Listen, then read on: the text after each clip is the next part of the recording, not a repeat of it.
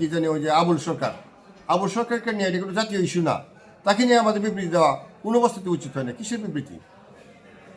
তাকে নিয়ে তাদেরকে এত ইম্পর্টেন্স দেওয়ার কোনো গুরুত্ব দেওয়ার কোনো প্রয়োজন নাই। বেগম জিয়া আমাদের ঐক্যের প্রতীক। ওনার অসুস্থতার বিষয়টা হচ্ছে যে দেখেন, এই ধরনের পলিটিক্যাল অনেক নজির আছে যে সাজাপ্রাপ্ত অবস্থায় তাকে চিকিৎসা করার সুযোগ দেওয়া হয়েছে, যেমন আসম আব্দুল রব সাহেব। বিগত সরকার এক ধরনের হিটলারি মনোভাব, স্বৈরাচারী বা পৈশাচিক মনোভাব বা তাদের যে হিংসাত্মক মনোভাব, এই রাজনীতি করার কারণে বিনা কারণে মিথ্যা একটা মামলায় ওনাকে 7 বছর সাজা দিয়া জেলখানায় আটকে রাখছে। এবং এই আটকানোর ফলে উনি শারীরিকভাবে যে অসুস্থতা ছিল আগে কিছুটা, পূর্ণভাবে উনি অসুস্থ হয়ে পড়েন এবং ওনাকে চিকিৎসা করার সুযোগ দেওয়া হয়নি আইনের দোহাই দিয়ে।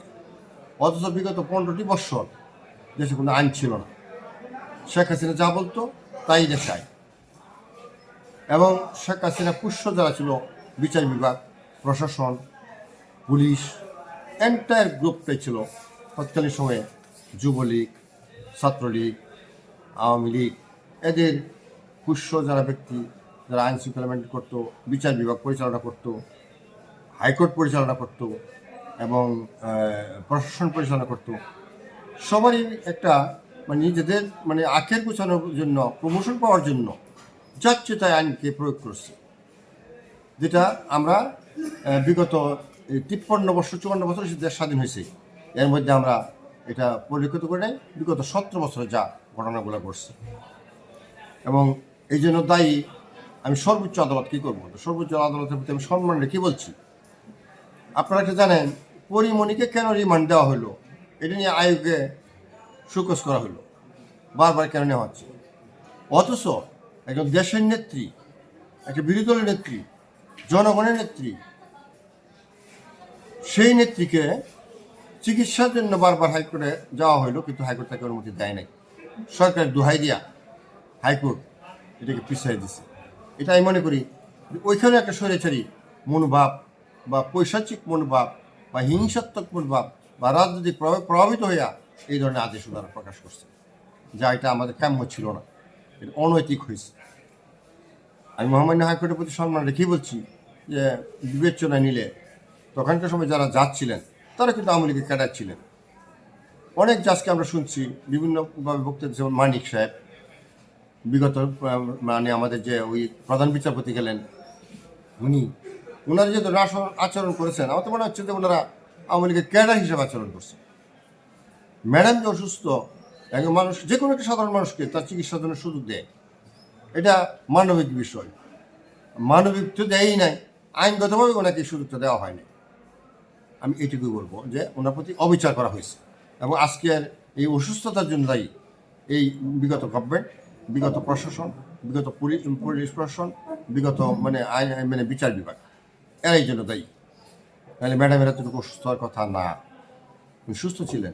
আমরা তারিজিয়াকে দেখছি, তারিজিকে যেভাবে নেওয়া হয়েছিল অ্যারেস্ট করে, পরবর্তী সময় যখন তাকে আনা হয়, কোর্টে আনা হয় অথবা হসপিটাল নেওয়া হয়, এই অবস্থান কি ছিল?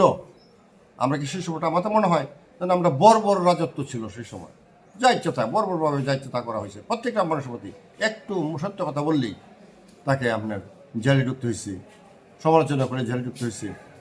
তখনকার সময় আজকে যারা পাঁচা টুকার বিএনপির কিছু সংখ্যক নেতৃবৃন্দ যারা এই পাঁচ চাচ্ছেন আওয়ামী লীগ ছাড়া আমরা নির্বাচনে করবো না, আওয়ামী লীগ ছাড়া আমরা নির্বাচন দেবো না, এগুলো দালাল, এগুলো ইন্ডিয়ার দালাল, এগুলো ভারতের রয়ের দালাল। কিসের আওয়ামী লীগের দেশে? আওয়ামী লীগের দেশে রাজনীতি করার কোনো এখতিয়ার ইয়ে রাখে না। তাদের বর্তমান যে কার্যকলাপ, এটা আওয়ামী লীগ তার রাজনীতি করার কোনো ইয়ে থাকে না, কি বলে ওই যোগ্যতাই রাখে না। সেখানে নেতৃবৃন্দ বলছে।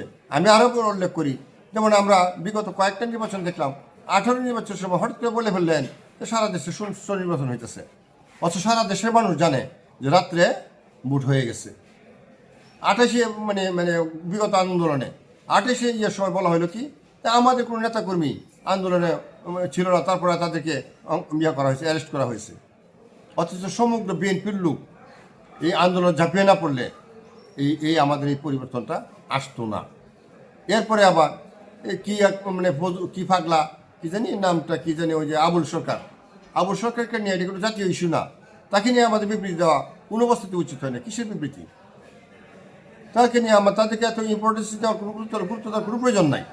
তারা কোনো ইম্পর্টেন্ট পার্সন না, তাদেরকে নিয়ে আমাদের রাজনীতি করতে হবে। একের পর এক আমরা ভুল সিদ্ধান্ত নিয়েছি।